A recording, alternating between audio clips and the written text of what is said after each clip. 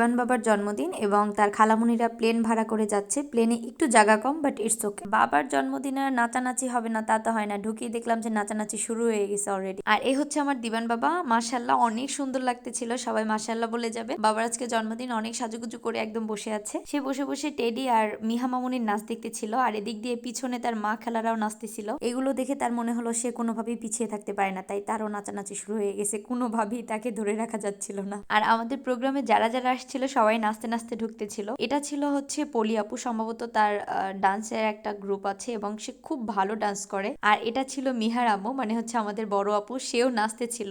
আর এই টেডিকে দেখে আমি মনে মনে ভাবতেছিলাম যে আসলে এর বোধহয় অনেক কষ্ট হচ্ছে, মুখটা খোলা উচিত। আর এই হচ্ছে দিবানের খালামণিরা যারা স্নাপ নিচ্ছে এবং নাচতেছিল কন্টিনিউয়াসলি। আসলে বসে বসে যে নাচের একটা ব্যাপার থাকে না, ওইটা চলতেছিল। একটু সবকিছু ঘুরিয়ে দেখানোর চেষ্টা করতেছিলাম, বাট কতটুকু পেরেছি জানি না, কারণ আমার ক্যামেরা তো অনেক বেশি ভালো, তাই আর কি। এই আপুকে কোনোভাবেই ধরে রাখা যাচ্ছে না, সে স্নাপ নিচ্ছে তো নিচ্ছে, মানে কি যে চাই, কি যে উদ্দেশ্য।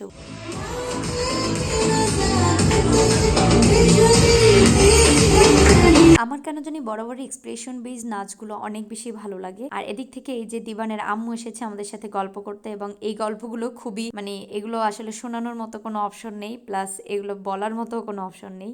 আমাদের দিবান বাবার সব কেকগুলো চলে এসেছে এবং সবগুলো অনেক সুন্দর ছিল। এর ভিতরে তার নানুর সাথে ছবি ডেকোরেট করা একটা সুন্দর কেক ছিল, যেটা আমার অনেক বেশি পছন্দ হয়েছে। আর এই পাশে কেকটা অনেক সুন্দর ছিল, কিন্তু ওইটা কেন জানি একটা অদ্ভুত সুন্দর অনুভূতি কাজ করতেছিল। যাক, এবার দিবান বাবার কেক কাটার পালা, এবং সবাই মিলে অনেক আনন্দ করে হচ্ছে কেক কাটতেছিল। আমি পিছনে বসে একটু ছবি নিচ্ছিলাম, তাই আর সামনে যাইনি। কেক কাটার পর্ব শেষ, এবার আমরা খাবার দাবারের জন্য নিচতলায়, মানে দ্বিতীয় তলায় চলে এসেছি। এটা হচ্ছে বরিশালে ব্ল্যাকম্যান রেস্টুরেন্ট। তৃতীয় তলাতে ওদের হল রুম, যেখানটাতে হচ্ছে কেক কাটার ডেকোরেশন করা হয়েছিল। আর এটা হচ্ছে খাবারের প্লেস। এখানে অ্যাজ আ রেস্টুরেন্ট সবাই আসে, বাট এখানে যখন কোনো প্রোগ্রাম হয় তখন তারা বুকিং দিয়ে রাখে। তো আজকে এইখানে হচ্ছে আমাদের খাবারের অ্যারেঞ্জমেন্ট করা হয়েছে। আর এদের খাবারের কোয়ালিটি খুবই ভালো, আমার কাছে কেন জানি পার্সোনালি ভালো লাগে। মেনুতে অনেক খাবার ছিল এবং আমি অনেক কিছু খেয়েছি। সেদিন আমার যে অবস্থা হয়েছে এগুলো খাবার পর আমি নাই বলে, মানে তুলনামূলক একটু বেশি খেয়ে ফেলেছিলাম। আসলে বাবার জন্মদিন বলে কথা, তাই খাওয়া দাওয়া শেষ। সোনার বাংলাদেশ, মানে বাঙালির যে স্বভাব, খাওয়া দাওয়া শেষে চলে যায়। তো আমরা এখন বাসায় যাবো। আর এই হচ্ছে আমাদের ফ্রেন্ড, মানে হচ্ছে ভাষা। তো